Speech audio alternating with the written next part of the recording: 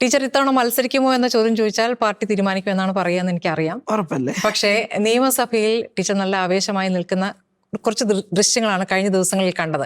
അപ്പോൾ ഒരു വനിതാ മുഖ്യമന്ത്രി എന്നൊരു ചർച്ച, ഒരു പ്രതീക്ഷ വലിയ രീതിയിൽ ഉയർന്നു വന്നിട്ടുണ്ട്. അതേക്കുറിച്ച് എന്താണ് പറയാനുള്ളത്? അതോടൊപ്പം തന്നെ പേരാവൂരിലായിരിക്കും ടീച്ചർ മത്സരിക്കുക എന്നുള്ള കഥകളും ഉണ്ട്. നിയമസഭയിൽ ആവേശം ഉണ്ടായാൽ ഉടനെ വനിതാ മുഖ്യമന്ത്രിയാണോ? ഞാൻ CPIM-ന്റെ കേന്ദ്ര കമ്മിറ്റി അംഗമാണ്. ഞാൻ ആ രീതിയിൽ പ്രവർത്തിച്ചുകൊണ്ടിരിക്കുകയാണ്. ഞങ്ങളുടെ പാർട്ടിക്കകത്ത് ഈ സ്ഥാനാർത്ഥി നിർണയത്തിനെല്ലാം ഒരു രീതിയുണ്ട്. ഞങ്ങളത് ആരംഭിച്ചിട്ട് പോലുമില്ല. ഞങ്ങൾക്ക് ആരംഭിച്ചു കഴിഞ്ഞാൽ വളരെ ചുരുങ്ങിയ ദിവസങ്ങളെ വേണ്ടു സ്ഥാനാർത്ഥികളെ നിശ്ചയിക്കാൻ. അതിനകത്ത് അങ്ങനെ ഞാൻ എന്ന് പറഞ്ഞു വരുന്ന ആളുകളൊന്നുമില്ല, മറ്റ് UDF-നെയൊക്കെ പോലെ.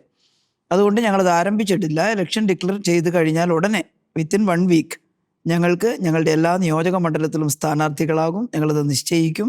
ഇപ്പോൾ ഞങ്ങൾ മറ്റ് ചില കാര്യങ്ങൾ, ഇടതുപക്ഷ ജനാധിപത്യ മുന്നണി ഗവൺമെൻറ് ചെയ്തിട്ടുള്ള പ്രവർത്തനങ്ങൾ ജനങ്ങളിലേക്ക് എത്തിക്കുന്നതിനും അടുത്ത മാനിഫെസ്റ്റോ തയ്യാറാക്കുമ്പോൾ എന്തൊക്കെ ഉൾക്കൊള്ളിക്കണം അത് ജനങ്ങളോട് ചോദിച്ച് ജനങ്ങളുടെ അഭിപ്രായം കൂടി ശേഖരിക്കുകയും ചെയ്യാൻ 3 ജാഥകൾ നടത്തുകയാണ് സംസ്ഥാനത്ത്.